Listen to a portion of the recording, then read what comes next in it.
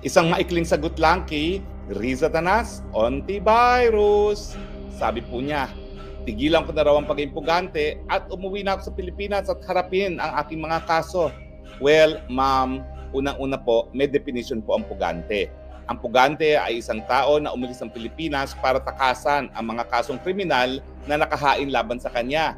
Ako naman po, matagal na akong umalis ng Pilipinas bago pa ako tanimang kaso. So hindi po ako pugante. Ano po ako? Well, ngayon po, ako po ay bona fide asylum seeker dito sa Netherlands. Napaka-importante karapatang pantao po ng asylum, no? Dahil ito literally will mean the difference between life or death.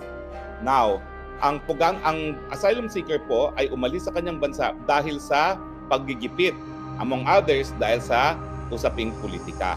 Malinaw naman po sa aking karanasan mula nung ako po ay inaakusa ninyo na walang ebidensya na gumagawa ng krimen sa Pogo na kabahagi po lahat ng investigasyon ninyo, ang investigasyon ng Kamara de Representante, ang kaso na walang ebidensya, lahat po yan ay kabahagi ng pagigipit dahil tayo po ay kalaban ng administrasyon Marcos na ngayon po ay sinusuportahan ninyo. Hindi po yan mabubura dahil nasaan po ang mga nagrereklamo na ako daw ay nag-traffic kung totoong ako ay guilty ng qualified trafficking? Nasaan po ang ebidensya na ako po ay nakipagsabuatan? Bukod-buto sa isang papel na wala namang lagda at saka yung aking pagsama para ayusin yung pagkakautang ng isang kumpanya sa PAGCOR, wala naman pong mga bagay-bagay na ilinabas sa reklamo laban sa akin na nagpapakita na ako'y nakipagsabuatan para nga gumawa ng krimen ng qualified trafficking. Kapag meron po kayong isang ebidensya, wag naman po sana itatanim ebidensya, no? Wag sana itatanim na testigo. Siguro po may dahilan para ako kasuhan. Pero wala pong kahit sinong naninindigan na ako daw ay nag-recruit para sila ay pagsamantalahan at magtrabaho sa pilitan sa isang pogo. At yan po ang reklamo nila laban sa akin. Pangalawa po uuwi po ako. 2 beses na po ako nag-aral sa Amerika, sa Amerika at sa England. Umuwi po ako, bagamat meron akong karapatan na magtrabaho sa Amerika, sa England matapos ang aking pag-aaral.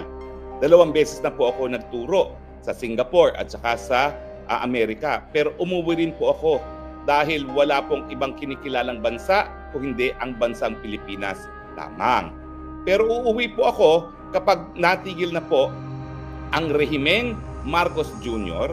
na obviously po wala sa tamang pag-iisip at desidido po na manatili sa kapangyarihan panghabang buhay gaya ng ninais ng kanyang ama. Uuwi po ako kapag ang katarungan, kapag ang mga kaso ay hindi na po ginagamit na instrumento laban sa mga kalaban sa politika. Uuwi po ako dahil wala naman po ako ibang bansa kundi ang Pilipinas, and I can assure you, Riza Tanas Ontiveros, napakasakit na mawalay sa mga mahal sa buhay. So hindi po totoo yan na ginugusto ko na mahiwalay sa aking mga mahal sa buhay at ang aking mga kaibigan. Sana hindi mo maranasan ang pinagdadaanan ko na dahil sa iyong paniniwala, ikaw ay mapipilitang umalis ng bansang sinilangan at bansang minamahal natin.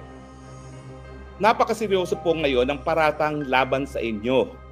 Isang testigo na nabayaran na, isang testigo na nagamit na ng gobyerno, isang testigo na pinoprotektahan ng gobyerno ang nagsasabi na kayo daw po ang nagbayad sa kanya para magtanim ng ebidensya at testimonya laban sa inyong mga kalaban sa politika.